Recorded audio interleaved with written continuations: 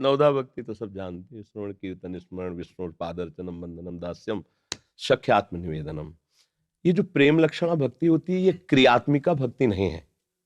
क्रियात्मिका ये नवधा तक रहती है। नवधा भक्ति में 8 जो भक्तियां हैं वो इस नवी भक्ति के अंग हैं। नवी भक्ति पूर्ण भक्ति है, समर्पण, आत्मसमर्पण। जहां जीव ने आत्मसमर्पण किया तो अब उसका काम खत्म हो गया, अब इष्ट की तरफ से काम कार्य प्रारंभ होता है। पाई रस भक्ति गूढ़ जुग जुग जग दुर्लभ भव इंद्रादि विधिम आगम अरु निगम पुराण अगोचर सहज माधुरी रूप निधिम अनभय आनंद कंद निज संपत्ति गुप्त सुरीति प्रगट करणम। जय जग उद्युत व्यास कुल दीपक श्री हरिवंश चरण शरणम। श्री लाडली लाल के रस में डूबे हुए आचार्य गुरुजन कृपा करके जब देखते हैं कि आत्मसमर्पण इसका पूरा हो गया, तो फिर प्रेम लक्षणा भक्ति प्रदान करते हैं। ये साधक की साधना या गुण साधन ते नहीं, साधना यहां तक थी, आत्मसमर्पण तक। अब जो भक्ति हुई उसे जो प्रेम लक्षणा भक्ति है उसी को पराभक्ति कहा गया है।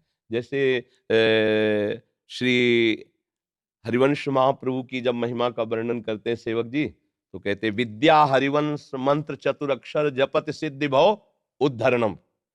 और जब किशोरी जी की महिमा का वर्णन हित सजनी जी करती हैं तो कहती परा द्वेक्षरा, परा विद्या द्वेक्षरा राधा।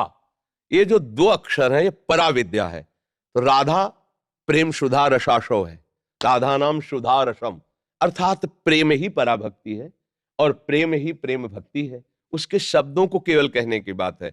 अगर हम उसे केवल पराभक्ति कह के जब व्याख्या करेंगे तो ज्ञान मिश्रित कर देंगे, और जब केवल प्रेम भक्ति करके व्याख्या करेंगे तो ज्ञान के आगे की बात होगी।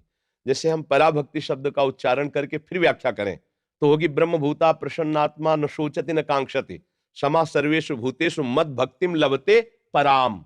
मेरी पराभक्ति का ये लाभ होगा कि वो ब्रह्मानुभूति से छक जाएगा, ना कुछ सोचना है ना कुछ चाहना है, न सोचत न कांक्षत, अखंड प्रसन्नता उसके हृदय में होगी। पराभक्ति जागृत हुई। इसके बिल्कुल ये प्रेम का ही स्वरूप है।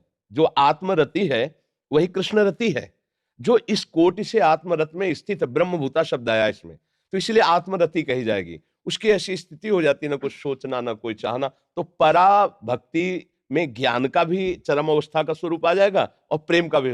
पर प्रेम भक्ति जब हम बात करेंगे तो उसको बिल्कुल ऐसे कर देंगे। और फिर इधर प्रभु की विविध रसमयी जो लीला है, उस लीला के चिंतन में, लीला पात्र बनकर लीला की सेवा में, ये प्रेम लक्षणा भक्ति का अंतिम स्वरूप जो आता है वो भावदेह होता है।